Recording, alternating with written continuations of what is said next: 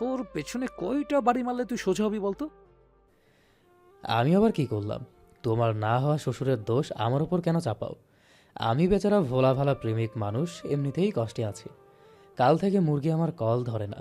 সকাল হয়ে গেল, শাকচুন্নির দেখা পাইলাম না। তোরা দুইটাই এক গোয়ালের গরু, কেউ কারো থেকে কম না। আমাকে বড় ভাইয়েরা শাড়িতে ফেলবে না নিলয় ভাই। তার মতো আমি শ্বশুরের সাথে ঝামেলা করি না। প্লাবন শোয়া থেকে উঠে বসে, প্রীতমের দিকে তেড়ে যেতে নেয়। প্রীতম দৌড়ে ঘর থেকে বেরিয়ে যায়, প্লাবনও যায় ওর পিছু পিছু।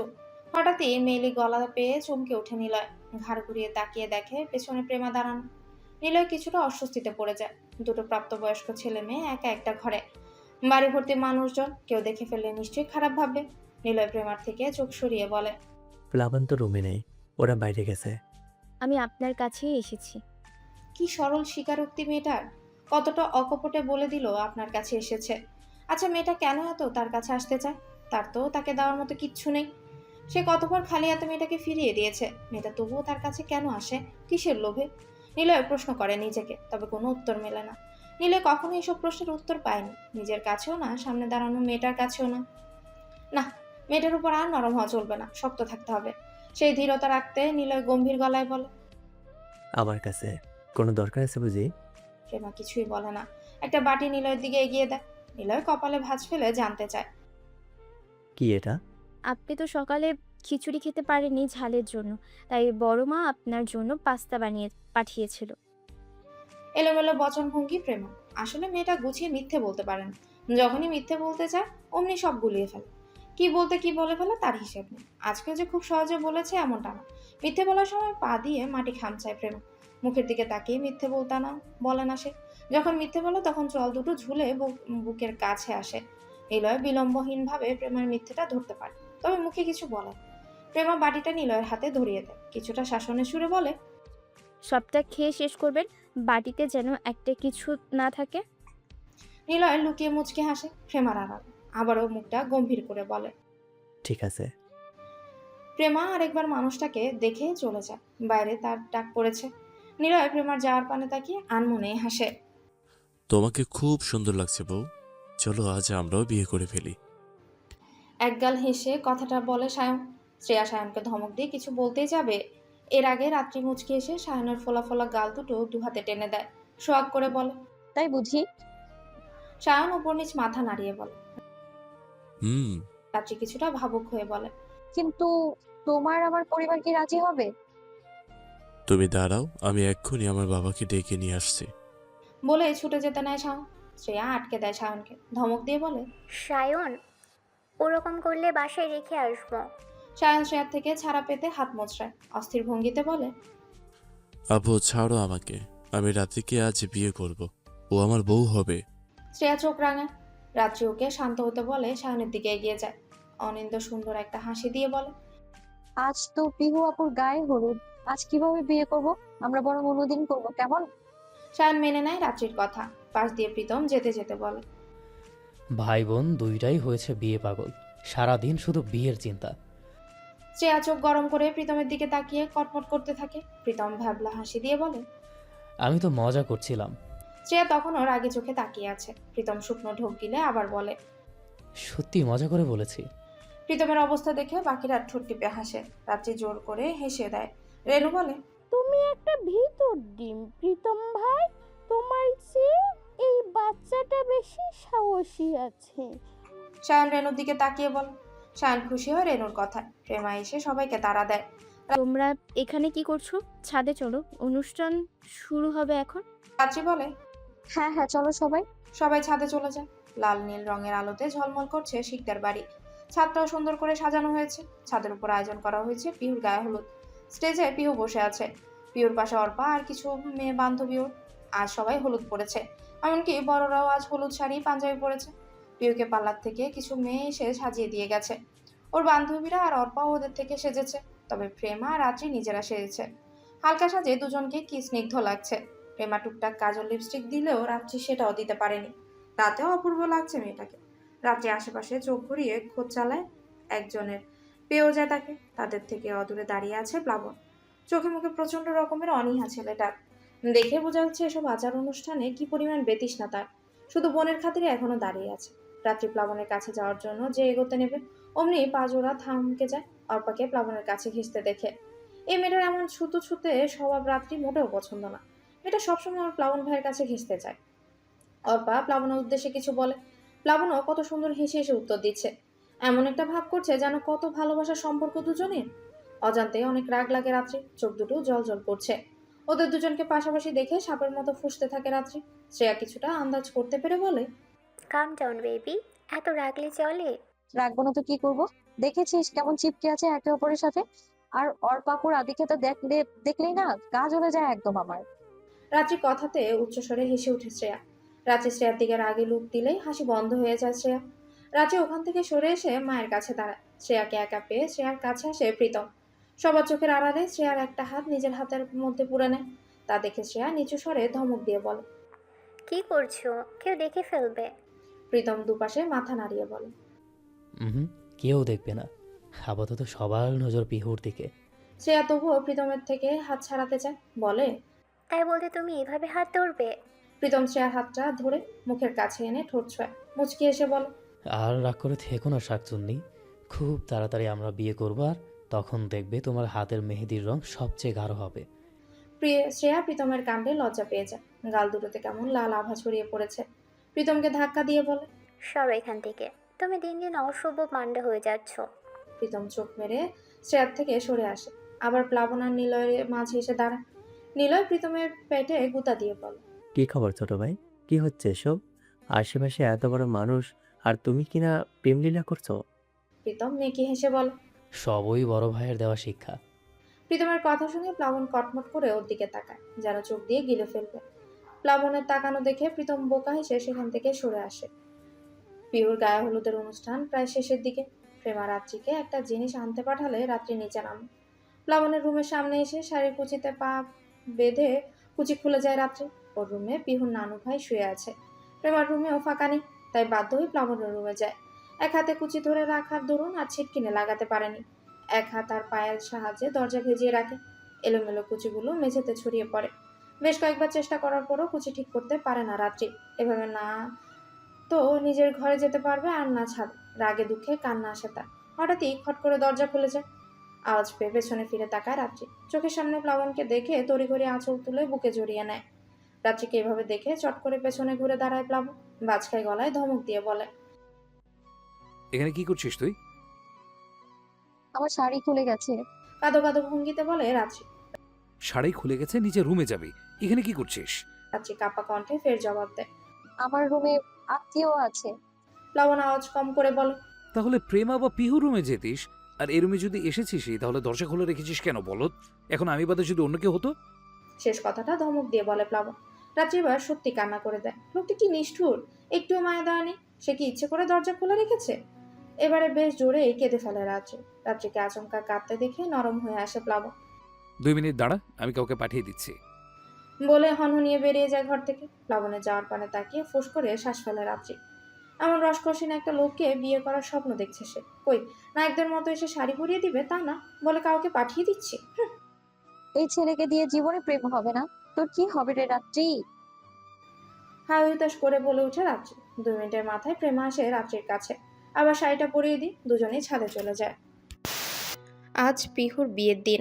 স্থানীয় এক কমিউনিটি সেন্টারে বিয়ের আয়োজন করা হয়েছে। সকাল সকাল ইনায়েত শিকদার ব্যস্ত দমে সবাইকে তাড়া দিয়ে যাচ্ছেন। কি গো ফাহমিদা, হলো তোমার? আর কত সময় লাগবে? এরই মাঝে আবার তার গলার স্বর ভেসে আসে। বিবাহবার্ষিকী উপহার। ফাহমিদার মুখে বিরক্তির ছাপ। মুখটাও বিরক্তিতে তেতো হয়ে উঠেছে। উনি খেকিয়ে উঠে বলেন, কি সমস্যা তোমার? এত চেঁচাচ্ছ কেন? আর কত সময় লাগবে বলো তো? কত সময় হলে তোমার রেডি হওয়া শেষ হবে? ফাহমিদা ফুস করে শ্বাস ফেলে। এনায়েত শিকদার ঘর ছেড়ে বেরিয়ে ড্রয়িং রুমে এসে আবারও হাঁক ডাক ছুড়ে দেয়। একে একে সবাই রুম থেকে বেরিয়ে আসে। প্লাবন নিচে নেমে রাত্রিকে খুঁজতে থাকে। ব্যস্ততার জন্য সকাল থেকে মেয়েটার দেখা পায়নি। চোখ দুটো বড্ড জ্বালা করছে তার। তবে নিচে এসেও রাত্রির দেখা মেলে না। তখনই সিঁড়ির উপর থেকে কারো পায়ের খটখট আওয়াজ কানে আসে। প্লাবন চোখ তুলে তাকায় সেদিকে। অমনি থমকে যায় প্লাবনের দৃষ্টি। থ মেরে তাকিয়ে থাকে রাত্রির দিকে। বেবি পিঙ্ক কালার গাউনে রাত্রিকে সদ্য ফুটা পদ্ম ফুলের মতো লাগছে। প্লাবন অপলক দৃষ্টিতে কেবল তাকিয়ে আছে। রাত্রি প্লাবনকে পাশ কাটিয়ে রাশেদ রহমানের পাশে গিয়ে দাঁড়ায়। এই মুহূর্তে টনক নড়ে প্লাবনের। প্রেমা প্লাবনের কানে ফিসফিস করে বলে, টুকি যেটা দেখালো। ভাইয়া, আজকের দিনে মেয়েটাকে কিছু বলো না প্লিজ।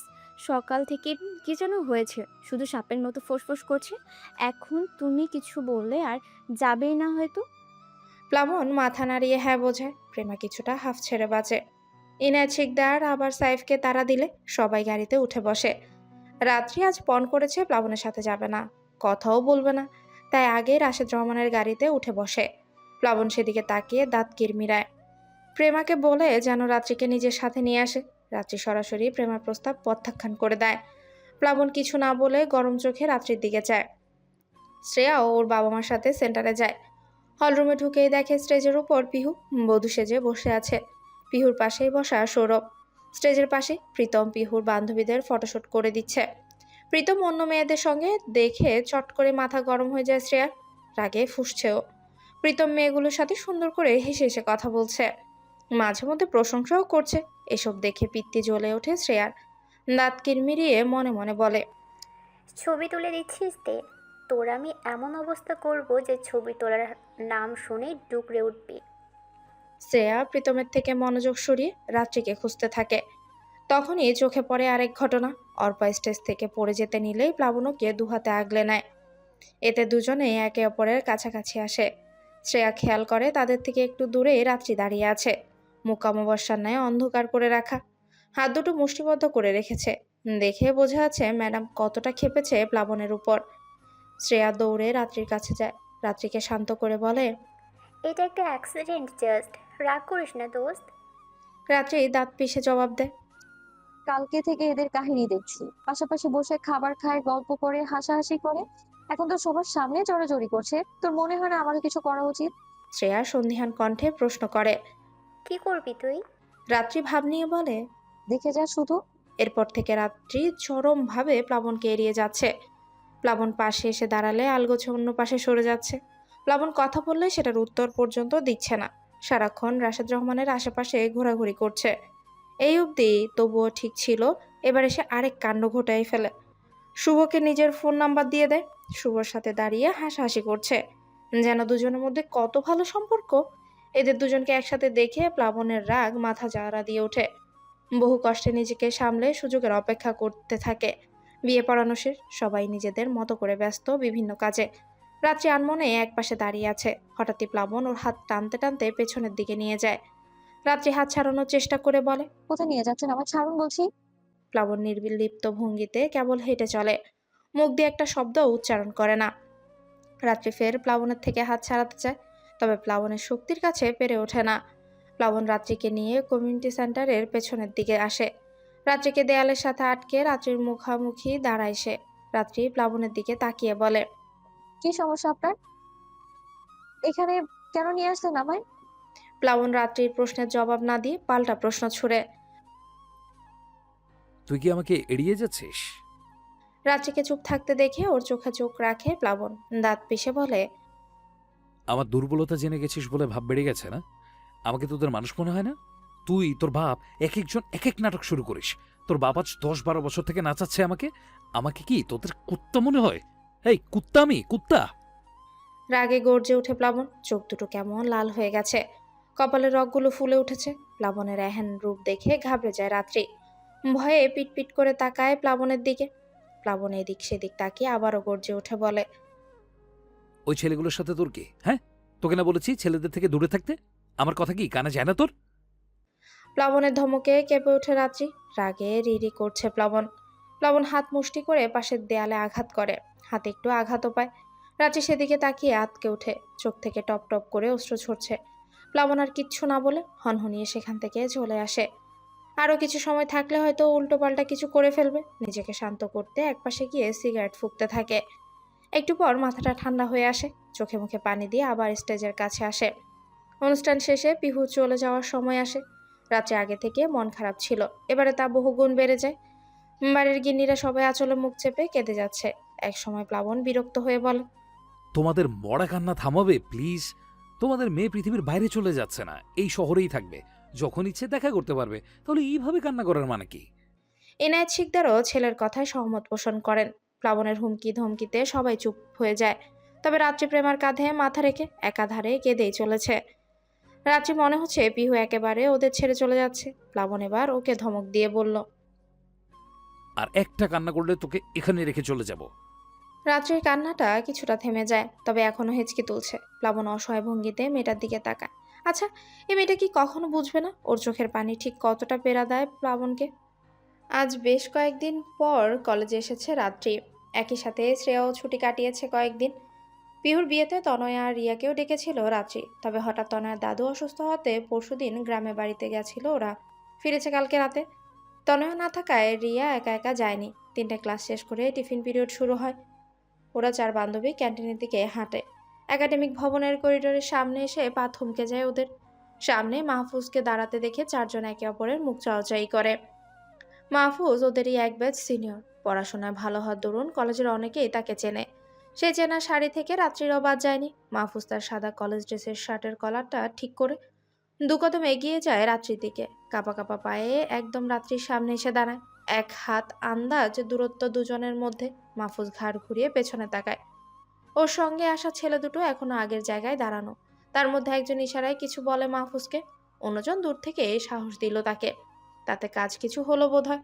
মাহফুজ সামনে ফিরে কাঁধের ব্যাগটা নামায়। চেন খুলে একটা চিরকুট আর একটা গিফট পেপারে মোড়ানো প্যাকেট রাত্রির দিকে এগিয়ে দেয়। মাটি থেকে দৃষ্টি তুলে এক ঝলক দেখে নেয় রাত্রিকে।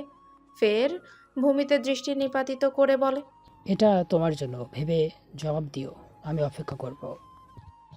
কথাগুলো বলতে যতটুকু সময় লাগলো ঠিক ততটুকু সময় সেখানে দাঁড়িয়েছিল মাহফুজ। বলা শেষ হতেই প্যাকেটটা রাত্রির হাতে ধরিয়ে দিয়ে হুড়মুড়িয়ে সেখান থেকে চলে যায়।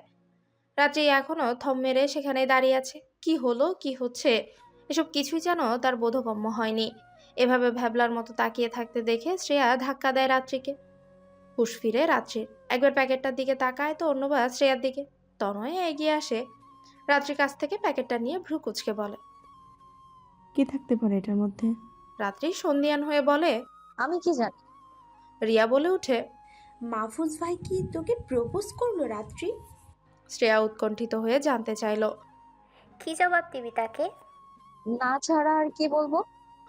তনয় এবারে আফসোসের সুরেই বলে ওঠে, আরে মাহফুজ ভাই, ভালোবাসলো তো বাসলো, এমন একজনকে বাসলো যে কিনা 3 বছর থেকে একজনের পিছনে পড়ে আছে। রাত্রি শোন, আমার মনে হয় তোর প্লাবন ভাইয়ের আশা ছেড়ে দেওয়া উচিত। আজ আর কতকাল বৈরাগীর মতো থাকবি? এমনিতেও মাহফুজ ভাই অনেক ভালো ছেলে, ভদ্র, লেখাপড়ায় ভালো, পরিবারও ভালো। তোর উচিত ওনাকে হ্যাঁ বলে দেওয়া। শোন, আমার কোনো হাঁটু কাঁপা মায়ের কোল সংলগ্ন শিশুকে চাই না। আমার জন্য প্লাবন ভাই ঠিক আছে। তনয় আর রিয়া হতাশার শ্বাস ফেলে। এই মেয়েকে কিছু বলাই বেকার। এক প্লাবন বুধ হয়ে আছে, 3 বছর থেকে পাগল হয়ে আছে। এদিকে শ্রেয়া ঠোঁট টিপে হেসেই চলেছে। প্রেমাও আজ অনেকদিন পর ভার্সিটি এসেছে। তবে আজকে আফিফা আসেনি। একরাশ বিরক্তি নিয়ে 2টো ক্লাস শেষ করে প্রেমা কোনো রকম ক্লাস 2টো শেষ করেই বাইরে আসে। বাইরে এসেও বিরক্ত কমে না প্রেমার, উল্টো তরতর করে বাড়লো এখনো গাড়ি না আসায়। এক পর্যায়ে বেশ বিরক্তি নিয়ে পাশের বাজারে হাঁটতে লাগে। প্রেমার আর্টের রং আর ক্যানভাস শেষ হয়েছে কদিন হয়। বিয়ের ব্যস্ততা আর কেনা হয়নি। আজ হাতে একটু সময় থাকায় দোকানে যায় প্রেমা।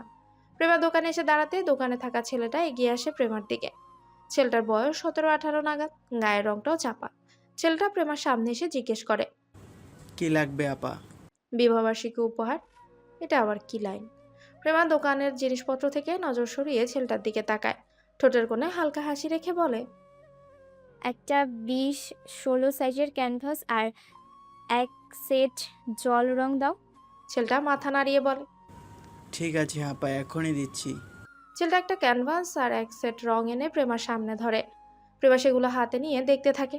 দেখা হয়ে গেলে আবার ছেলেটাকে জিজ্ঞাসা করে, এগুলোর দাম কত হয়েছে? 370 টাকা আপা। প্রেমার চোখে মুখে বিস্ময় খেলা যায়। অবাক হয়ে জানতে চাইলো, এত দাম? কই, আগে তো এত দাম ছিল না। সব জিনিসের দাম বাড়ছে আপা। আপনি যে রংটা নিচ্ছেন ওটার অনেক দাম বেড়েছে। প্রেমা হতাশার শ্বাস ফেলে। বাড়ি থেকে প্রতি মাসেই তাকে নির্ধারিত অ্যামাউন্টের হাত খরচের জন্য টাকা দেয়া হয়। তাতে বেশ ভালোই চলে তার। প্রেমা সাইড ব্যাগ থেকে টাকাটা বের করে। যেহেতু সকালে আসার সময় কেনাকাটা নিয়ে কোনো পরিকল্পনা ছিল না, তাই বাড়তি টাকা আনেনি প্রেমা। ব্যাগে যত ছিল সেটাই। সব মিলিয়ে 950 টাকা দাঁড়ায়। প্রেমা ছেলেটাকে বলে, একটু কম রাখা যায় না? আমি তো প্রায় এখান থেকেই জিনিস কিনি। না আপা, এর কম রাখা যাবে না, আমি আপনার কাছে কমই দেখেছি। প্রেমা ভাবে কিছুক্ষণ, তারপর ছেলেটাকে বলে, ঠিক আছে, এই জল রং বদলে অন্য একটা দিন, যেটা একটু কম দামের কিন্তু মানে ভালো।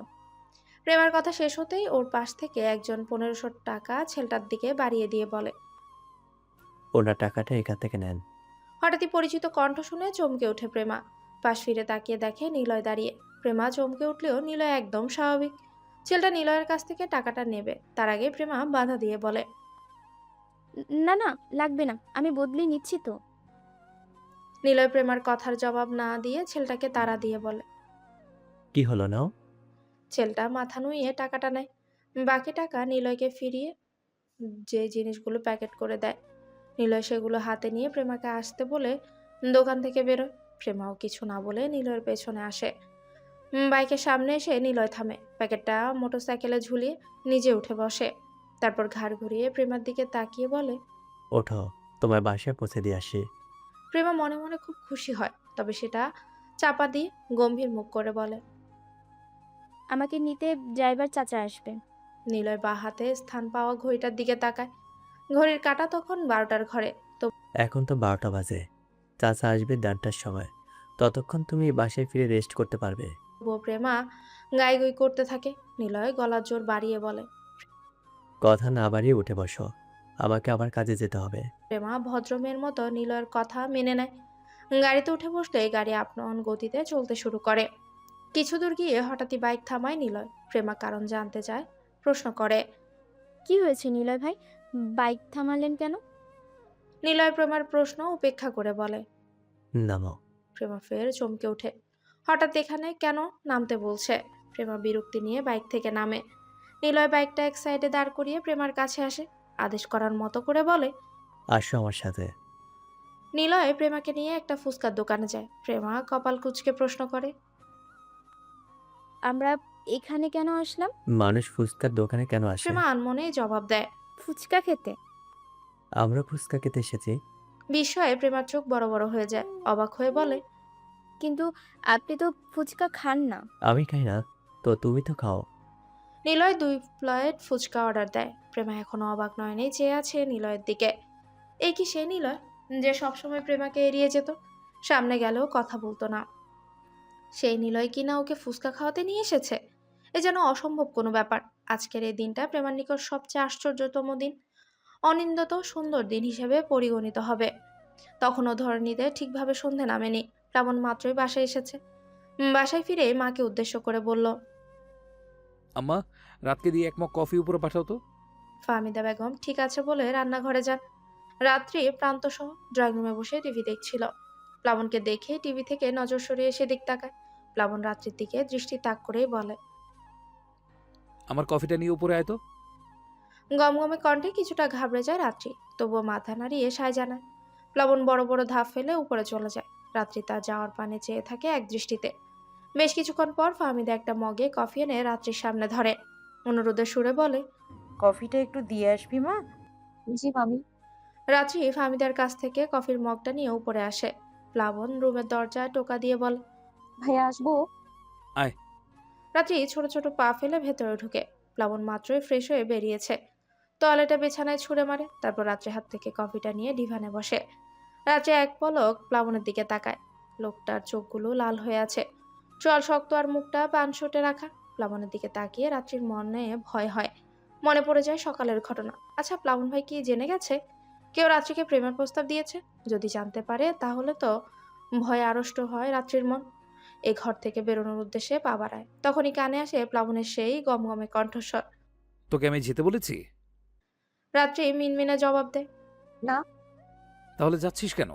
রাত্রি সাফাই গাইতে কিছু বলবে, এর আগে প্লাবন হাত উঁচিয়ে থামিয়ে দেয়। কফিতে চুমুক বসিয়ে টেবিলের উপর রাখে। পায়ের উপর পা তুলে আয়েশ করে বসে ডিভানের উপর চোখ তুলে রাত্রির দিকে তাকিয়ে প্রশ্ন করে, আজকাল দেখি ভালোই প্রেম ভালোবাসার প্রস্তাব পাচ্ছিস, যেখানে সেখানে প্রেমিক জুগিয়ে ফেলছিস, তাও আবার যেন তেন না, একদম খাঁটি। এগুলো করতে কলেজে যাস? শেষ কথাটা ধমক দিয়ে বলে প্লাবন। প্লাবনের ধমকে কেঁপে ওঠে রাত্রি, কাপা গলায় বলে, আমি কিছু জানি না প্লাবন ভাই। ওই ছেলেটা এমন কিছু করবে আমি সত্যিই জানতাম না। ও তো আমাকে কিছু বলার সুযোগও দেয়নি। রাগে গর্জে ওঠে প্লাবন, চিল্লিয়ে বলে। তাহলে ওর দেওয়া উপহার এখনো তোর কাছে কি করছে? এ পর্যায়ে কান্না করে দেয় রাত্রি, ভাঙা গলায় বলে, আমি ফেরত দেওয়ার আগেই তো চলে গেছে। ভাবছিলাম কালকে গিয়ে ফেরত দেবো। বিশ্বাস করো না, আমি নিতে চাইনি, একটুও চাইনি আমি। রাত্রির চোখে পানি দেখে মুহূর্তেই শান্ত হয় প্লাবন। ঘটনাটা বিকেলের দিকে কানে এসেছে তার, তখন থেকে মাথায় আগুন জ্বলছে প্লাবনের। তবে রাত্রিকে কাঁদতে দেখে নিজেকে সামলে নেয়, উঠে গিয়ে রাত্রির সামনে দাঁড়ায়। রাত্রির মুখটা দুহাতের আঁচলায় নিয়ে চোখের পানি মুছে দেয়, কোমল কণ্ঠে বলে, তুই তো জানিস কেউ তোর দিকে তাকালেও আমার সহ্য হয় না, খুন করতে ইচ্ছে করে থাকে আমার। সেখানে কেউ তোকে ভালোবাসার কথা বলবে, সেটা কিভাবে সহ্য করব বল পাখি? রাত্রি নাক টেনে বলে, আমি কালকে ওই ছেলে গিয়ে ওর মুখে ছুঁড়ে মারবো আর বলবো আমি ওকে ভালোবাসি না। রাত্রির কথায় ঠোঁট প্রসারিত হয় প্লাবনের। রাত্রি মুখ তুলে প্লাবনের দিকে তাকালে তা আবার মিলিয়ে যায়। প্লাবন গম্ভীর গলায় বলে, হয়েছে, এখন রুমে যা, গিয়ে পড়তে বস। রাত্রি মুখ ফুলায়, সরু চোখে প্লাবনের দিকে তাকিয়ে চলে যায়। প্লাবন রাত্রির ফোলা মুখের দিকে তাকিয়ে মুচকি হাসে। কলেজের গেটের সামনেই দাঁড়িয়ে আছে রাত্রি, ওর মুখামুখি মাহফুজ দাঁড়িয়ে, হাতে একগুচ্ছ লাল গোলাপ। ছেলেটা রাত্রিকে দেখে লাজুক হেসে চোখ নামিয়ে নেয়। এভাবে পথ আটকানোতে প্রচন্ড বিরক্ত রাত্রি। এভাবে ফোঁস করেই দম ফেলে মাহফুজকে বলে, কি চাই? মাহফুজ চোখ তুলে তাকায় রাত্রির দিকে, হাতের ফুলগুলো রাত্রির দিকে বাড়িয়ে দিয়ে বলে, এগুলো তোমার জন্য। রাত্রি চোখ ছোট করে একবার তাকায় ফুলগুলোর দিকে। আমি আপনার কাছে ফুল চেয়েছি নাকি নিজেকে আমার প্রেমিক ভাবছেন? হ্যাঁ, আপনি আমাকে ভালোবাসেন, এটা দোষের কথা না। আপনি আপনার অনুভূতি আমাকে জানিয়েছেন, এটাও দোষের না। এখন আমার কথা শুনুন, আপনার প্রতি না আমার কোনো অনুভূতি নেই, আর কখনো তৈরিও হবে না। আমি অনেক আগে থেকেই একজনকে পছন্দ করি, তাই আমার পেছনে সময় নষ্ট না করে অন্য কাউকে খুঁজুন যে সত্যিই আপনাকে ভালোবাসবে। বলেই ব্যাগে হাত দেয় রাত্রি।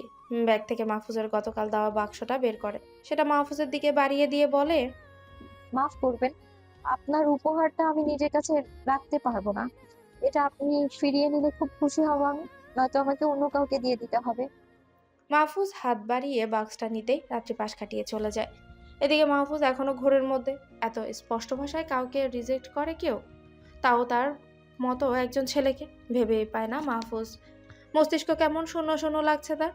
পেছন থেকে ছুটে আসে মাহফুজের বন্ধুরা, কাঁধে হাত রেখে ভরসা দেয়। ইকবাল বলে, প্যারা নাই বন্ধু, এর থেকে ভালো মেয়ে এনে দেব তোকে। মাহফুজ গলা শক্ত করে জবাব দেয়। আমার তো রাত্রিকেই লাগবে। মাহফুজের কঠিন গলার স্বরে মুখ চাওয়াচাই করে বন্ধুরা। নমনীয় ছেলেটা হঠাৎ এত কঠিন হলো কি করে, ওরা ভেবে পায় না। মাহফুজের চোখে আগুনের ফুলকি, ঠোঁটের কোণে বাঁকা হাসি ঝুলিয়ে আবার বলে ওঠে, আমার চোখ ওর উপর পড়েছে, মানে ও আমার। ভালো তো আমাকে বাসবে, আজ হোক বা কাল। মাহফুজের কথা শুনে শুকনো ঢোক গিলল ওর বন্ধুরা। ও জানে রাত্রির ফ্যামিলি সম্পর্কে। ইরফাজ শিকদার প্লাবন যে ওর মামাতো ভাই, এটাও অজানা নয়। অনাগত ঝড়ের কথা চিন্তা করে আতঙ্কিত হয় দুজন। তবে মাহফুজের মতো তার লেশ মাত্র নেই, বরং সে আরও আগ্রাসী হয়ে উঠেছে। খিটখিটে মেজাজ নিয়ে বাসায় ফেরে রাত্রি। ক্লাস শেষে বাড়ি ফেরার পথে মাহফুজ আবারও পথ আটকিয়েছিল।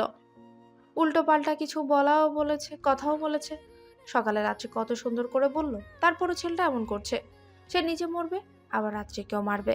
আচ্ছা, সে কি প্লাবন ভাইয়ের সম্পর্কে জানে না? জানে না নিশ্চয়ই, জানলে তো এমন করার কথা না। আচ্ছা, সে কি বলে দিবে প্লাবন ভাই তাকে ভালোবাসে? না, এটা ঠিক হবে না। প্লাবন ভাই তো এখনো ভালোবাসার কথা স্বীকারই করেনি।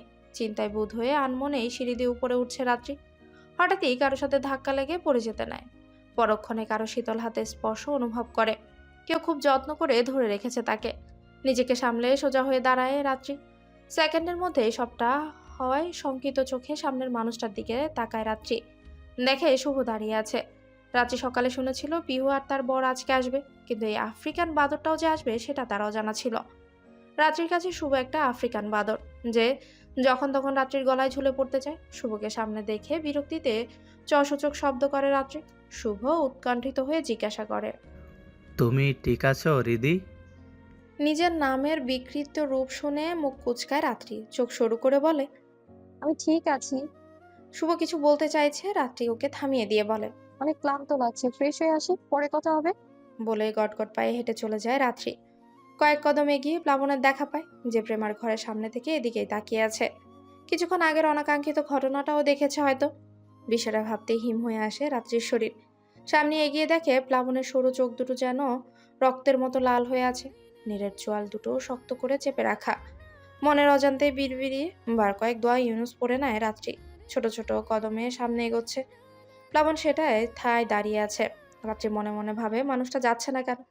এমনি সময় তো তাকে পাওয়াই যায় না, আর আজ বাইরে যাওয়ার নামই নেই। পরক্ষণেই নিজের মনকে সান্ত্বনা দেয় যে সে কিছুই করেনি। ওই বাদরটাই তো তাকে ধাক্কা দিয়েছে, এখানে তার দোষ কোথায়? মনে মনে শখানেক সাহস জুগিয়ে এগিয়ে আসে রাত্রি। রাত্রি নিজের রুমে ঢুকতে প্লাবন ওর পিছু পিছু রুমে ঢুকে। রাত্রি কাদের ব্যাগটা নামিয়ে মেকি হেসে বলে, কি হয়েছে প্লাবন ভাই, কিছু লাগবে? প্লাবন তখনও রক্তচক্ষু নিয়ে রাত্রির দিকে চেয়ে আছে। হুট করে দেয়ালের সাথে চেপে ধরে রাত্রিকে, হিসিয়ে বলে, তোকে বলেছি না ছেলেদের থেকে দূরে থাকতে? তাহলে ক্যাঙ্গারুর সাথে এত কি তোর, যখনই দেখি চিপকে থাকিস? শুভকে ক্যাঙ্গারু বলতে না চাইতেও ফিক করে হেসে দেয় রাত্রি। পরপর প্লাবনের চোখ গরম দেখে মিলিয়ে যায় তা। কিছুটা সিরিয়াস হয়ে বলে, আমি কিছু করিনি প্লাবন ভাই, ওই ক্যাঙ্গারু আমায় ধাক্কা দিয়েছে। প্লাবনের কণ্ঠ নরম হয়ে আসে, চিন্তিত গলায় জিজ্ঞেস করে, ঠিক আছিস তুই? কোথাও লাগেনি তো? রাত্রি দুধারে মাথা নাড়িয়ে না জানায়। এবার প্লাবন শক্ত গলায় বলে, ও যখন ধাক্কা দিচ্ছিল তখন চোখ কোথায় ছিল তোর? সরে আসতে পারিসনি? প্লাবনের এমন শক্ত নরম কথায় ফোঁস করে ওঠে রাত্রি। লোকটা সেকেন্ডে সেকেন্ডে রং বদলায়। এ আগুনের ন্যায় তেজি তো পরক্ষণে বরফের ন্যায় ঠান্ডা। রাত্রি বিড়বিড়িয়ে বলে ওঠে, বহুরূপী লোক একটা। প্লাবন রাত্রির কথাটা পরিষ্কার শুনতে পায় না, তাই কপাল কুঁচকে প্রশ্ন করে, কি বললি? রাত্রি দম ফেলে বলে, কিছু না। প্লাবন সরে আসে রাত্রির কাছ থেকে, কিছুটা দূরে দাঁড়িয়ে বলে, তাড়াতাড়ি ফ্রেশ হয়ে নিচে খেতে আয়, আমি অপেক্ষা করছি। বলেই গটগট করে হেঁটে চলে যায় প্লাবন। রাত্রি খানিক সেদিকে তাকিয়ে থেকে ওয়াশরুমে চলে যায় ফ্রেশ হতে। একেবারে ফ্রেশ হয়ে নিচে নামে রাত্রি। নিচে নেমে দেখে প্লাবন ডাইনিং টেবিলে বসা। দেখে মনে হচ্ছে কারোর জন্য অপেক্ষা করছে। ছোট ছোট কদমে সেদিকেই এগিয়ে যায় রাত্রি। প্লাবনের কাছে আসতেই প্লাবন বলে ওঠে, আয় বস। রাত্রি নিঃশব্দে চেয়ার টেনে বসে পড়ে। বাড়িতে জামাই আসায় টেবিলে হরেক রকমের পদ সাজিয়ে রাখা। রান্নাঘরে ফাহমিদা মিনা বেগম নতুন পদ বানাতে ছোটাছুটি করছে। জেরিনা বেগম গরম করা তরকারির বাটিগুলো টেবিলে রেখে প্লাবনকে ভাত বেড়ে দিতে নেয়। প্লাবন জেরিনা বেগমকে থামিয়ে বলে, তুমি ওই দিকটা দেখো ছোট মা, আমরা নিচেটা খেয়ে নিতে পারবো। জেরিনা বেগম জোর করলেন না, তার সত্যি রান্নাঘরে অনেক কাজ আছে। উনি ঠিক আছে বলে ব্যস্ত পায়ে আবার রান্নাঘরে যান। প্লাবন প্লেট ভর্তি খাবার বেড়ে রাত্রির সামনে দেয়। খাবারের পরিমাণ দেখে রাত্রির চোখ কপালে ওঠার জোগাড়। বিস্মিত নয়নে প্লাবনের পানে চেয়ে বলে, এত খাবার কে খাবে প্লাবন ভাই? প্লাবন নির্বিকার ভঙ্গিতে উত্তর করে, কেন তুই? আপনার মাথা খারাপ নাকি? আমি এত খাবার খেতে পারবো না, খাবার কমান। প্লাবন গরম চোখে তাকালে রাত্রির হাওয়া বের হয়ে যায়। তখন যতটা জোর দিয়ে খাবার কমাতে বলেছিল, এবার তার উল্টো হয়ে ভেজা বেড়ালের মতো লোকমা মুখে তোলে। তা দেখে প্লাবন অন্য পাশে মুখ ঘুরিয়ে ফিচেল হাসে। হাসি থামিয়ে আবার কণ্ঠে কঠোরতা এনে বলে, চুপচাপ সব খাবার শেষ করবি, একটা দানাও যেন প্লেটে অবশিষ্ট না দেখি। প্লাবনের কথা শুনে শুকনো ঢোক গিলে রাত্রি কাদো কাদো ভঙ্গিতে খেতে থাকে। আবার আর চোখে প্লাবনের দিকে তাকিয়ে গুটি কয়েক গালিও দেয় মনে মনে। বিকেলের শেষ ভাগ শিকদার বাড়ির ড্রয়িং রুমে জম্পেশ আড্ডার আসর জমেছে। নবদম্পতির সাথে বাড়ির ছোটরা বড়রা এখন কেউ বাসায় নেই। প্লাবনও থাকে না এই সময়, তবে আজ তাকে ইনায়েত শিকদার সৌরভদের সাথে থাকতে বলে গেছে। ছেলেটা নতুন জামাই এ বাড়ির, তাতে তাকে একা রেখে সবাই কাজে গেলে বিষয়টা কেমন দেখায়। তাই বাবার কথায় রাখতে দুপুরের পর থেকে বাসাতেই আছে প্লাবন। প্লাবনের থেকে 3 মাস পরে রাত্রি বসে আছে। প্লাবন সেদিকে তাকাতে অনুভব করলো আরো এক জোড়া চোখের দৃষ্টি তার রাত পাখির উপর নিবদ্ধ। প্লাবন চোখ ঘুরিয়ে সেদিকে তাকালো। শুভ নিনিমেষ চোখে রাত্রির দিকে তাকিয়ে আছে। প্লাবনের রাগ হলো কিছুটা বলতে বেশ ভালোই। মুহূর্তে চোখ দুটো লাল হয়েছে, তবে কি একটা ভেবে নিজেকে শান্ত করলো। একটু নড়ে চড়ে বসতে প্রীতম বলে ওঠে, এভাবে বসে না থেকে চলো সবাই মিলে কোথাও থেকে ঘুরে আসি, তাহলে ভালো লাগবে। প্রীতমের কথা শেষ হতেই নাগাতেই সেখানে সবার মাঝে উৎকণ্ঠা ছেয়ে গেল। শুধু নির্লিপ্ত রইল 2 ব্যক্তি, এক প্লাবন আর অন্যজন প্রেমা। প্লাবনের মাঝে বিরক্তের রেশ দেখা দিল। প্রেমা বড্ড ভাবলেশীন ভাবে বসে আছে। এসবে যেন মোটেও তার ধ্যান মন নেই। এর মাঝেই সৌরভের গলা শোনা যায়। সে প্রীতমের কাছে জানতে চায়, কোথায় যাওয়া চাই তাহলে? এখানে একটা নতুন রেস্টুরেন্ট খুলেছে, ওখানে যাই চলো। সবাই রাজি হয় প্রীতমের কথায়। প্লাবন শুরুতে একটু গাইগুই করতে চাইছিল বোধহয়, তবে শেষে আর করে না, চুপচাপ মেনে নেয় সবার কথা। রাত্রি তো ঘুরতে যাওয়ার কথা শুনে লাফিয়ে ওঠে। রাত্রির খুশি দেখে প্লাবন ঠোঁটের হাসির রেখা ছড়িয়ে পড়ে। প্রান্ত বাদে বাকি ছোটরা সবাই সন্ধ্যার আগে গন্তব্যের উদ্দেশ্যে বেরিয়ে যায়। প্রান্তর কালকে পরীক্ষা আছে, তাই সে যায় না। সবাই প্রথমে বাইরে হালকা ঘোরাঘুরি করে, তারপর রেস্টুরেন্টের নিচে আসে। সেই বিল্ডিং এর 3rd ফ্লোরে শপিং কমপ্লেক্স আছে। পিওর কিছু জিনিস কেনার ছিল, তাই সবাই সেখানে যায়। শপিং মলে এসে সবাই নিজের মতো বিচ্ছিন্ন হয়ে পড়ে। রাত্রি ম্যানিকিনে পরিয়ে রাখা একটা ড্রেস নেড়েচেড়ে দেখছিল। ড্রেসটা ভালোই মনে ধরেছে তার। রাত্রি আজ একটা 3 পিস পরেছে, মাথার চুলগুলো উঁচু করে বাঁধা। অসাবধানতাবশত রাত্রি ওড়নাটা বুক থেকে হালকা সরে যায়। ওর থেকে অল্প কিছু দূরত্বে থাকা 3টা ছেলে বাজে দৃষ্টিতে ওর দিকে তাকিয়ে আছে। বেখেয়ালি রাত্রি নিজের মতো ড্রেস দেখতে ব্যস্ত। সে জানেও না কেউ বা কারা তাকে শকুনি দৃষ্টিতে দেখে যাচ্ছে। দেখা অবধি তবুও ঠিক ছিল, তবে ছেলেগুলোর মধ্যে একজন হাতের ইশারায় রাত্রিকে বাজে ইঙ্গিত করছে। প্লাবন তখন ওই দিক দিয়ে আসছিল। ছেলেটার খারাপ ইঙ্গিত রাত্রির নজরে না পড়লেও প্লাবনের নজর এড়ায় না। দেখা মাত্রই প্লাবনের মাথা গরম হয়ে যায়। তেড়ে গিয়ে সেই ছেলেটার নাক বরাবর ঘুষি মারে। ছেলেটা ছিটকে মাটিতে পড়ে যায়। প্লাবন ছেলেটাকে উঠিয়ে ছেলেটার ডান হাতটা মুচড়ে ধরে। ছেলেটা গগন কাঁপিয়ে চিৎকার করে ওঠে। প্লাবন এত জোরেই চেপে ধরেছে যেন মনে হচ্ছে হাড়গুলো গুঁড়ো হয়ে গেছে। কারো চিৎকার শুনে চমকে পেছনে ফিরে তাকায় রাত্রি। প্লাবন তখন ছেলেটাকে মাটিতে ফেলে পেটে লাথি মারছে। প্লাবনকে এভাবে মারামারি করতে দেখে হাতকে উঠে রাত্রি। যদিও এটা নতুন না, চিৎকার শুনে আশেপাশে সবাই দৌড়ে আসে। প্রীতম ছুটে গিয়ে প্লাবনকে থামাতে চায়, তবে প্লাবন যেন আজ হিংস্র বাঘ হয়ে উঠেছে। প্রীতম একা পারছে না দেখে সৌরভ শুভ দুজনে এগিয়ে যায়। 3 জন মিলে ছেলেটার থেকে প্লাবনকে ছাড়িয়ে আনে। তবুও প্লাবন সমান তালে হুঙ্কার দিয়ে যাচ্ছে, গর্জে উঠে বলে, ছাড় আমাকে প্রীতম, ওই শালাকে আজ আমি জিন্দা মাটিতে গাড়বো, ছাড় বলছি। প্রীতম ছাড়ে না, উল্টো আরো শক্ত করে বলে, থামো ভাই, সবাই দেখছে। আশেপাশে তাকিয়ে প্লাবন খানিক শান্ত হয়, তবে এখনো তার মাথায় দাউ দাউ করে আগুন জ্বলছে। মনে হচ্ছে কোনো কিছুতে আগুন লাগিয়ে পোড়াতে পারলে ভালো লাগতো। প্লাবন যাকে মেরেছে সেই ছেলেটা মাটিতে পড়ে কাবড়াচ্ছে। ওর সঙ্গে আসা ছেলেগুলো সামলাতে চাইছে। আশেপাশের কিছু মানুষ তখনও তাকিয়ে আছে। তারা কম বেশি সবাই প্লাবনকে চেনে। এখানে পুলিশ ডাকা আর না ডাকা সমান। সবাই মূর্তির মতো দাঁড়িয়ে দেখেই যাচ্ছে শুধু। ঝামেলার কথা শুনে দৌড়ে আসে ম্যানেজার। প্লাবনকে দেখেই থমকে দাঁড়ায়। ওখানে কিছু বলার মতো সাহস নেই তার, তাই তো আঘাতপ্রাপ্ত ছেলেটা হাসপাতালে নিতে সাহায্য করে। একজন জানোয়ারের মতো পিটিও প্লাবনের রাগ যেন শান্ত হচ্ছে না। চোখ দুটোতে আগ্নেয়গিরির দাবানল জ্বলছে। ওর সামনে রাত্রি অবাক হয়ে দেখে যাচ্ছিল সব। প্লাবন খপ করে রাত্রির হাতটা ধরে চলতে শুরু করে। রীতিমতো টানতে টানতেই নিয়ে যাচ্ছে। প্রীতম, প্রেমা, পিহু, সৌরভ, শুভ সবাই ভ্যাবলার মধ্যে একে অপরের দিকে তাকিয়ে আছে, যেন কোনো কিছুই তাদের বোধগম্য নয়। প্রীতমের হুঁশ ফিরতে ও ছুট লাগায়। ওর পেছন পেছন বাকিরাও চলতে থাকে। ওরা পার্কিং লটে এসে দেখে প্লাবনের গাড়ি নেই। প্লাবন রাত্রিকে নিয়ে চলে গেছে। প্লাবন রাত্রিকে নিয়ে রাত্রির রুমে আসে। তখন ড্রয়িং রুমে কেউ না থাকায় কোনো প্রশ্ন ছাড়াই উপরে আসতে পেরেছে। রাত্রি তখন থেকে সমান তালে থামতে বলছে, তবে সেটা প্লাবনের কানে পৌঁছাচ্ছে কিনা সন্দেহ। রুমে ঢুকে রাত্রির হাতটা ছিটকা মারে, নরম করে দরজা লাগিয়ে দেয়। প্লাবনকে এভাবে রেগে যেতে দেখতে কলিজা শুকিয়ে যায় রাত্রির। তখন শক্ত করে ধরার ফলে হাতটাও জ্বলছে ভীষণ। তবে সেদিকে খেয়াল নেই রমণীর। সামনে দাঁড়ানো অগ্নিমূর্তির মানুষটাকেই দেখে যাচ্ছে এক ধারে। প্লাবন নিজেকে শান্ত করার প্রয়াস চালায়, তবে ভীষণ বাজেভাবে ব্যর্থ হয়ে গগন কাঁপিয়ে চিৎকার করে বলে, বোরকা নাই তোর? বোরকা পড়তে পারিস না? এখনো নিজেকে ছোট ভাবিস নাকি? মানুষকে নিজের বডির সাইজ দেখাতে ভালো লাগে তোর? রাগে হিতায় জ্ঞান শূন্য প্লাবন কি বলছে সে নিজেও জানে না। যদি জানতো তাহলে কি আর রাত পাখিকে এভাবে বলতে পারতো? এদিকে প্লাবনের কথাতে প্রথমে ফুপিয়ে কাঁদলো, এখন গলার স্বর বন্ধ হয়ে এসেছে রাত্রির। রাত্রি যেন নিজের ভাষা হারিয়ে ফেলেছে। এই লোকটা কি আদৌ জানে সে কি বলছে? মুহূর্তে রাত্রির অভিমান পাহাড় সম হলো।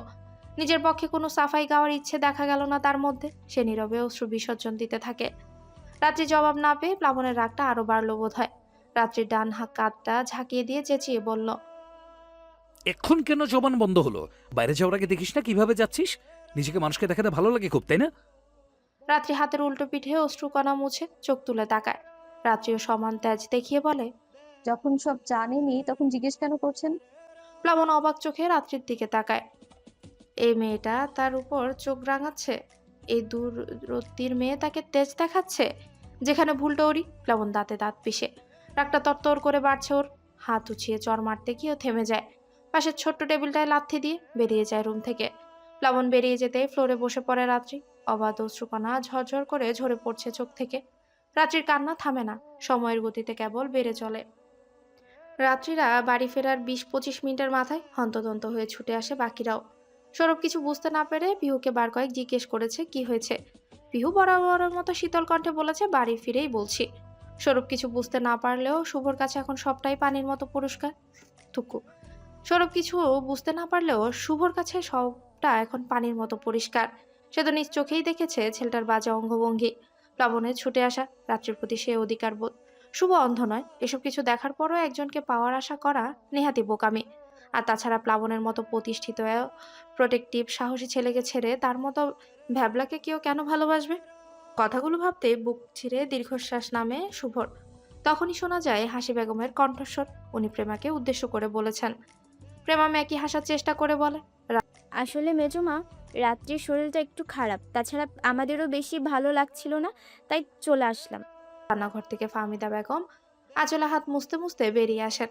চিন্তিত গলায় প্রশ্ন করেন, সে কি, কি হয়েছে রাত্রি? প্রেমা দু কদম এগিয়ে যায় ফাহমিদা বেগমের দিকে, তারপর গলার জোর বাড়িয়ে বলে, তেমন কিছু না, একটু মাথা ব্যথা করছিল, রেস্ট নিলে ঠিক হয়ে যাবে। প্রেমার কথাতেও ফাহমিদার চিন্তা কমলো না। উনি সিঁড়ির দিকে পা বাড়াতেই প্রেমা আটকে দেয়, বলে, তুমি রান্নাঘরে যাও, আমি রাত্রিকে দেখছি, নতুন জামাই তার জন্য তো খাবারের ব্যবস্থা করতে হবে। রাত্রিকে আমার ওপর ছেড়ে দাও, আমি ওকে ওষুধ খাইয়ে ঘুম পাড়িয়ে দেব। ফাহমিদা মাথা নাড়িয়ে সম্মতি জানালো। প্রেমা ব্যস্ত পায়ে ছুটলো উপরের দিকে, যেন কোনো কিছু থেকে পালিয়ে যাচ্ছে। প্রীতম পিহুর কানের কাছে এসে ফিসফিসিয়ে বলে, আমি ওপরে যাচ্ছি, সৌরভকে সামলে নিস। বলেই গটগট পায়ে হেঁটে চলে যায় প্রীতম। একে একে ফাহমিদা, হাসি বেগমও রান্নাঘরের দিকে পা বাড়ায়। সবাই চলে যেতেই সৌরভ পিহুকে ধরে, পিহুকে শান্ত করে বলে, রুমে চলো, সব বলছি। সৌরভকে নিয়ে পিহু নিজের রুমে যায়। এদিকে শুভ একা দাঁড়িয়ে আছে।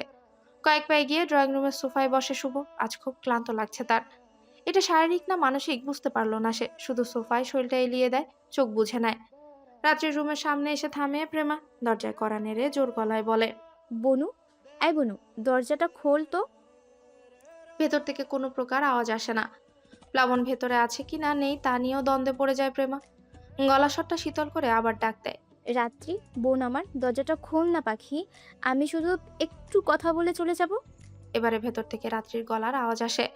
কান্নার ফলে মেয়েটার গলাটা ভেঙে গেছে। সেই ভাঙা গলা নিয়ে জবাব দেয় রাত্রি, লাগবে না, ঠিক আছে, আমি কিছুক্ষণ পর বাইরে আসবো, এখন একটু একা থাকতে দাও। প্রেমা দমে গেল খানিকটা, তবে হার মানল না। মিছে কান্নার ভং ধরে বলল, তুই যদি এখন দরজা না খুলে দিস তাহলে বড় মা আমাকে মারবে। তুই কি চাস আমি মার খাই? দে না বনু, দরজাটা খুলে, একটু খুল। রাত্রি জানে যতক্ষণ না দরজা খুলবে ততক্ষণ প্রেমা যাবে না এখান থেকে। প্রয়োজনে রাত পেরিয়ে ভোর হবে, তবুও সেইভাবেই ডেকে যাবে। ফোঁস করে দম ফেলে রাত্রি বসা থেকে উঠে দাঁড়ায়, ওয়াশরুমে গিয়ে চোখে মুখে পানি ছিটায়। মুখটা মুছে বাইরে এসে দেখে প্রেমা আগের ন্যায় দরজার সামনে দাঁড়িয়ে আছে। রাত্রি চুপচাপ দরজা খুলে দিয়ে আসে। প্রেমার সাথে কোনো কথা না বলে মুখ ফুলিয়ে খাটে গিয়ে বসে। প্রেমা রাত্রির ফোলানো মুখের দিকে তাকিয়ে মুচকি হাসে। প্রেমার গায়ে বাইরের পোশাক ভীষণ ম্যাচম্যাচে লাগছে তার এই কাপড়ে। শরীরটাও ক্লান্ত লাগছে, তার একটু আরামের দরকার ছিল। তবে নিজের শরীরের উপর ধ্যান দিল না প্রেমা। ওভাবে রাত্রির পাশে গিয়ে বসে।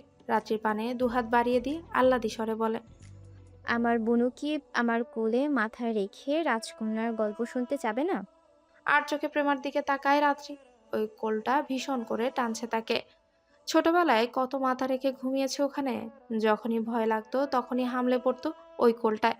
কত অভিমান অভিযোগ উড়িয়েছে যে এই কোলে মাথা রেখে। তাহলে আজ ওই কোলকে ফিরাই কিভাবে? রাত্রি প্রেমার কোলে মাথা রেখে চোখ বুঝে।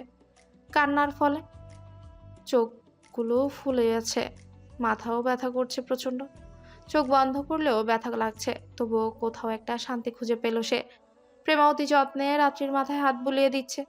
মাথায় হাত বোলাতে বোলাতে প্রেমা ধীর স্বরে বলে, আমি জানি না তোর আর ভাইয়ার মধ্যে কি হয়েছে, তবে এইটুকু জানি ভাইয়া অকারণে রাগারাগি করবে না। ভাইয়া এভাবে রেগে গেছে নিশ্চয়ই কোনো কারণ আছে। তবে একটা কথা কি জানিস, ভাইয়া তোকে যতটা না আঘাত করে তার চেয়ে বেশি আঘাত নিয়ে নিজেকে করে।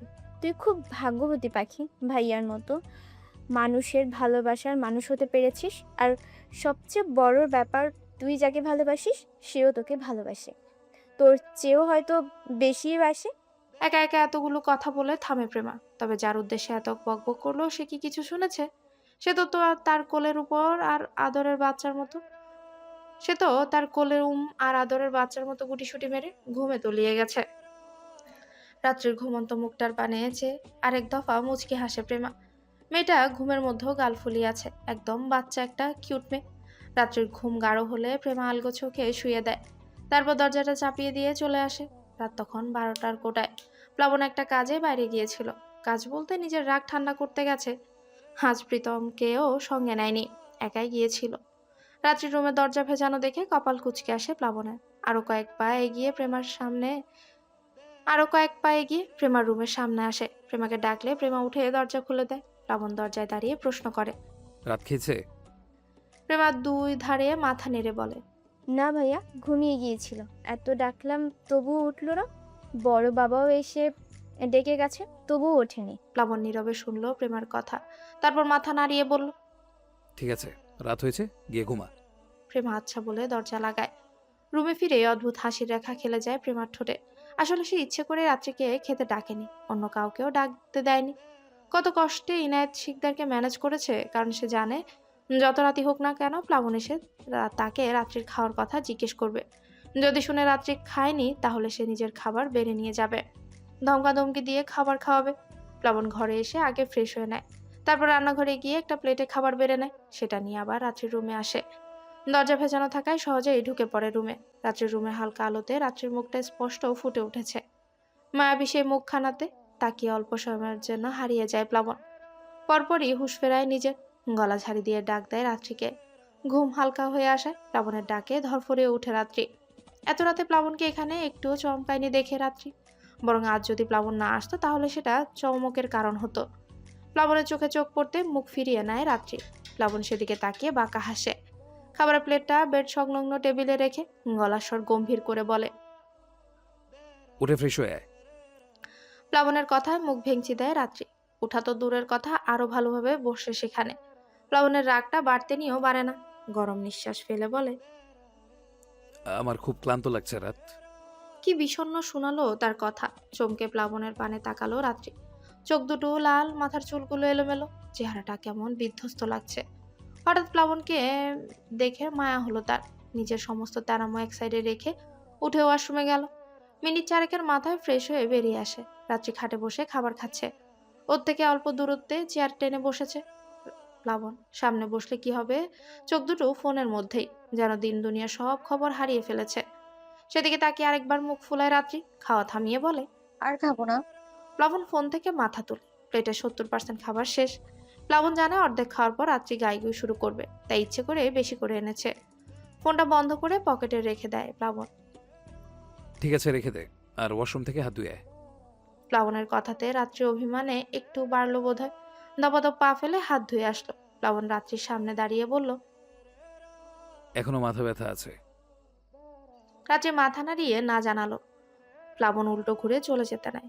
রাত্রি এক আকাশ পরিমাণ অভিমান নিয়ে কাপা গলায় বলে, প্লাবন ভাই, আপনি অনেক খারাপ, শুধু কষ্ট দেন আমায়, একটুও ভালোবাসেন না। প্লাবন আবার পেছন ফিরে। সামনে দাঁড়ানো মেয়েটা তার বুক ছুঁই ছুঁই। মেয়েটার মুখটা নাগালে পেতে তাকে একটু ঝুঁকতে হলো। রাত্রির মুখের সামনে থাকা চুলগুলো কানের পিছে গুজে দিয়ে বলল, এখন একটু কষ্ট দিয়ে নেই বাকি, বিয়ের পর না হয় আদর করে পোষায় দিব। বলেই চলে গেল প্লাবন। পেছনে রাত্রি বাকরুদ্ধ হয়ে দাঁড়িয়ে আছে। মুখের ভাষা হারিয়ে ফেলেছে মেয়েটা। লজ্জায় রক্তিম বর্ণের রাজত্ব তার মুখ জুড়ে। ইস, কি লজ্জা, কি লজ্জা। সুনসান রাস্তায় শাসা করে চলছে একটা বাইক, যেন বাতাসের আগে পিছে চলার নীরব প্রতিযোগিতা চলছে। রাত্রি প্লাবনের পিঠের শার্টটা আরো শক্ত করে খামচে ধরে। ভয়ে গলা কাঁপছে মেয়েটার, তবুও গলার জোর বাড়িয়ে বলে, প্লাবন ভাই আস্তে চালান, পড়ে যাবো তো। বাতাসের শব্দে রাত্রির কথা প্লাবনের কানে পৌঁছালো কিনা কে জানে, তবে বাইকের গতি বাড়লো তরতর করে। হঠাৎই প্লাবনকে ছেড়ে দেয় রাত্রি। অমনি হুমড়ি খেয়ে পড়ে যায় রাস্তায়। জোরে চিৎকার করে ওঠে রাত্রি। চোখ খুলে নিজেকে মেঝেতে আবিষ্কার করে হতভম্ব হয় খানিক। এতক্ষণ সবটা স্বপ্ন ছিল দেখে স্বস্তির নিঃশ্বাস নেয়। তবে উঠতে গিয়ে ব্যথায় চোখ মুখ খিঁচে আসর। খাট থেকে পড়লেও কোমরে বেশ ভালোই আঘাত পেয়েছে। ব্যথা নিয়ে উঠে ফ্রেশ হয়ে নেয়। ঘড়ির দিকে তাকিয়ে আরেক দফা আতকে ওঠে। তড়িঘড়ি রেডি হয়ে নিচে নামে। নিচে খাবার টেবিলে সবাই উপস্থিত। ইনায়েত শিকদার প্লেটে নাস্তা নিয়ে রাত্রির জন্য অপেক্ষা করছে। রাত্রি দূর থেকে দেখলো তাড়াহুড়ো করে আসতে গিয়ে চেয়ারে পা লাগিয়ে হোঁচট খায়। পড়তে পড়তেও সামলে নেয় নিজেকে। ইনায়েত শিকদার বসা থেকে উঠে দাঁড়ায়, ব্যস্ত কণ্ঠে শুধায়,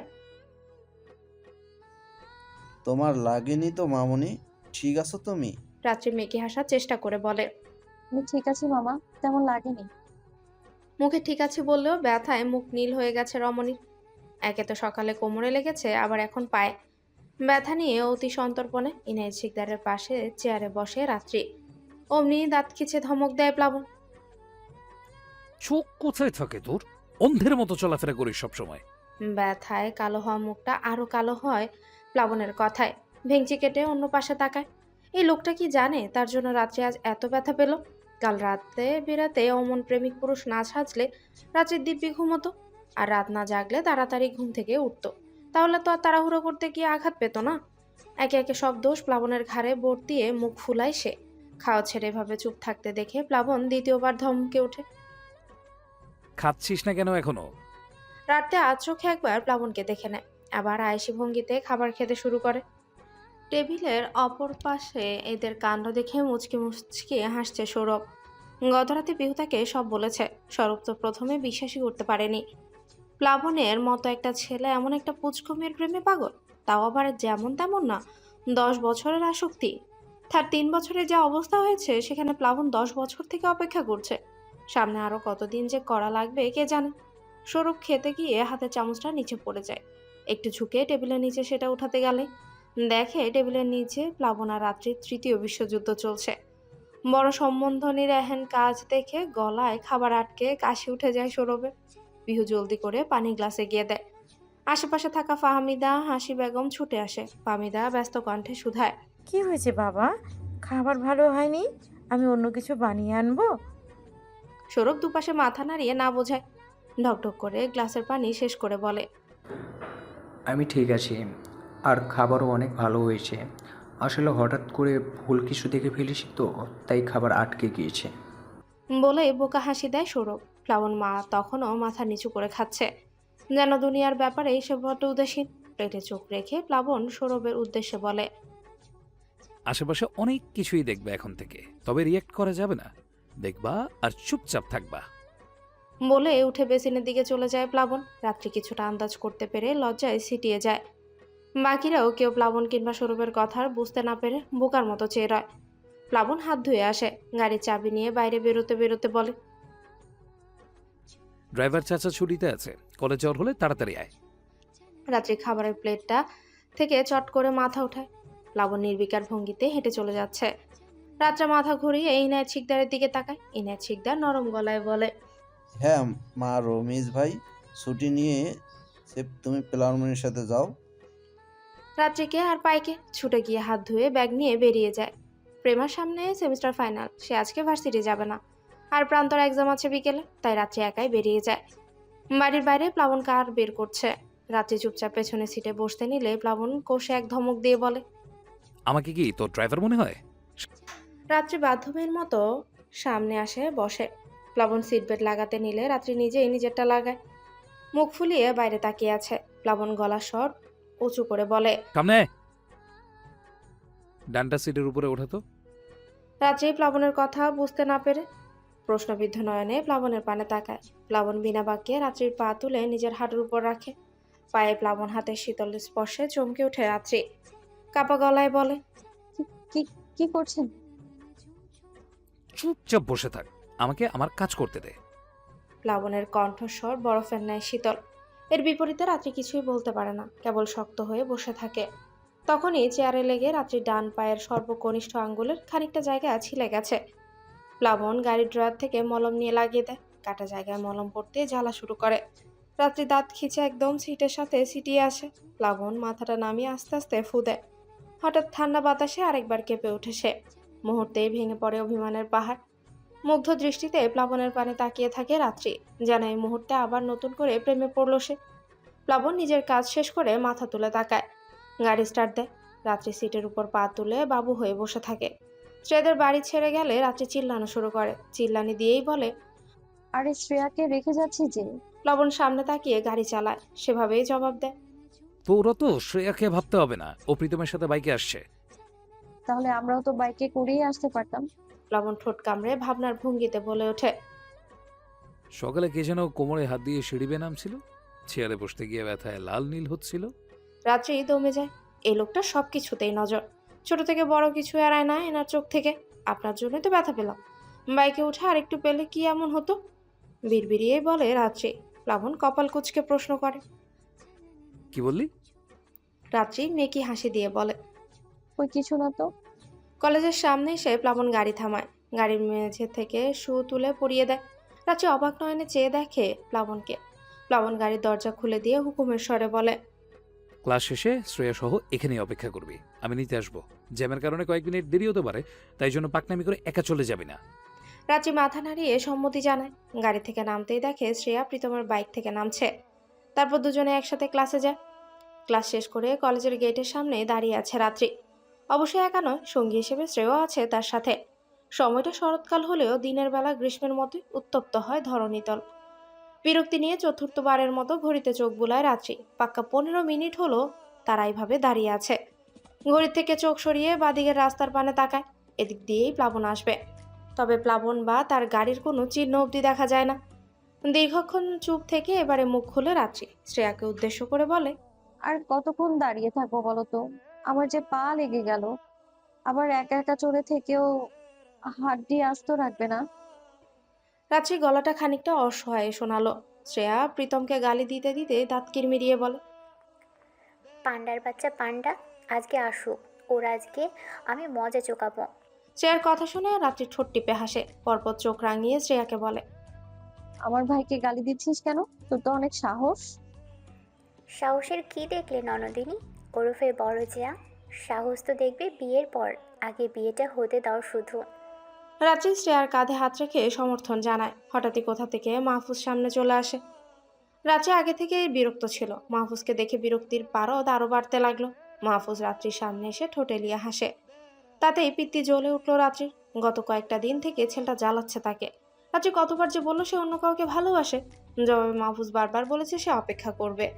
রাত্রি চোখ তুলে তাকায়, বিরক্তি মাখা কণ্ঠে জিজ্ঞেস করে, কি চাই? মাহফুজ আবার একগাল হাসে, ঠোঁটে হাসি রেখে জবাব দেয়। তোমাকে আবার বলে, এক্ষুনি না, কয়েক বছর পরে হলেও চলবে। রাত্রি চোখ গরম করে তাকায়। কয়েকদিন আগেও ছেলেটা কি লাজুক ছিল। রাত্রির সামনে এসে মাথা তুলতো না, চোখ তুলে তাকাতোও না। সেই ছেলেটাই এখন রাত্রির সামনে এসে লেম জোকস বলে। ছি, নিজের জোকস নিজেই হাসে। ব্যাপারে সত্যিই কেমন। তবে রাত্রি অত কেমনের ধার ধারলো না। সে তীক্ষ্ণ কণ্ঠে বলল, আপনাকে আগেও বলেছি, আবারও বলছি, আমার পেছন পড়ে না থেকে অন্য কাউকে খুঁজুন আপনি, যে সত্যিকার অর্থে আপনাকে ভালোবাসবে। তোমাকে ভালোবাসার পর অন্য মেয়ের কথা চিন্তা করাও যে আমার ভালোবাসার সাথে বেইমানি হয়ে যাবে। ভালোবাসার গল্প সংগ্রহ। মাহফুজের কথায় মুখ বাঁকায় রাত্রি। মাহফুজ এবারে হেয়ালিপনা ছেড়ে স্বাভাবিক গলায় বলল, এত রোদের মধ্যে দাঁড়িয়ে আছো কেন? যদি চাও তবে আমি তোমাকে বাড়ি পৌঁছে দিতে পারি, যাবে আমার সঙ্গে? রাত্রি স্পষ্ট ভাষায় জানায়, না, তার প্রয়োজন হবে না, আমাদের নিতে গাড়ি আসবে। ও। মাহফুজ ঘাড় বাঁকিয়ে চলে যায়। মাহফুজ চলে যাওয়ার কিছুক্ষণের মধ্যে একটা কালো রঙের গাড়ি এসে থামে তাদের সামনে। গাড়ি থেকে প্রীতম বেরিয়ে দরজা খুলে দেয়। প্রীতমকে একা দেখে রাত্রি প্রশ্ন করে, তুমি একা এসেছো? প্লাবন ভাই আসেনি? প্রীতম মাথা চুলকে বলে, না, হঠাৎ করে ভাই আর একটা ইম্পর্ট্যান্ট মিটিং পড়ে গেছে, তাই আসতে পারিনি। আমি আগেই বেরিয়েছিলাম, তবে জ্যামের জন্য দেরি হয়ে গেল। তোরা উঠ তাড়াতাড়ি। প্রীতম ওদের দুজনকে তাড়া দেয়। রাত্রি মুখ ভার করে পেছনে গিয়ে বসে। রাত্রি দেখা দেখি শ্রেয়া মুখ কালো করে রাত্রির সাথে পেছনে বসে। শ্রেয়াকে পেছনে বসতে দেখে প্রীতম অসহায়ের মতো বলে, এ কি শাকচুন্নি, তুমি পিছনে বসলে কেন? শ্রেয়া মুখ বাঁকিয়ে বলে, তুমি অনেকক্ষণ রোদে দাঁড় করিয়ে রাখছিলে, এখন তাড়াতাড়ি না গেলে 2 দিন আরও কথাও বলবে না কিন্তু। প্রীতম তড়িঘড়ি ড্রাইভিং সিটে উঠে বসে, পেছনে তাকিয়ে মেকি হাসি দিয়ে বলে, না না জানেমান, আমরা এক্ষুনি বাড়ি পৌঁছে যাব। প্রয়োজনে গাড়ি রাস্তার বদলে আকাশ দিয়ে উঠবে। আর আকাশ থেকে ধপ করে পড়ে আমি যদি আঘাত পাই, তবে সারা জীবন তোমার সাথে কথা বন্ধ। অফিসের কাজ শেষ করে প্লাবন আজ পার্টি অফিস গেছে। বেশ কয়েকদিন সেখানে না যাওয়াতে তার অনেক কাজ বাকি থাকে। সেগুলোই গুছিয়ে বাড়ি ফিরতে বেশ রাত হয়ে যায়। করিডোর দিয়ে নিজের রুমে যাওয়ার সময় রাত্রির রুম থেকে কান্নার আওয়াজে পা থেমে যায় প্লাবনের। দরজায় কান পাতলে শুনতে পায় ভেতর থেকে আসছে সেই কান্নার আওয়াজ। রাত্রির কান্নার আওয়াজে শঙ্কিত হয়ে পড়ে প্লাবন। দরজা ধাক্কা দিয়ে দেখে তা ভেতর থেকে বন্ধ। প্লাবন ছুটে নিজের রুমে যায়, হাতে ব্যাগপত্র রেখে ডুপ্লিকেট চাবি নিয়ে আবার রাত্রির রুমের সামনে আসে।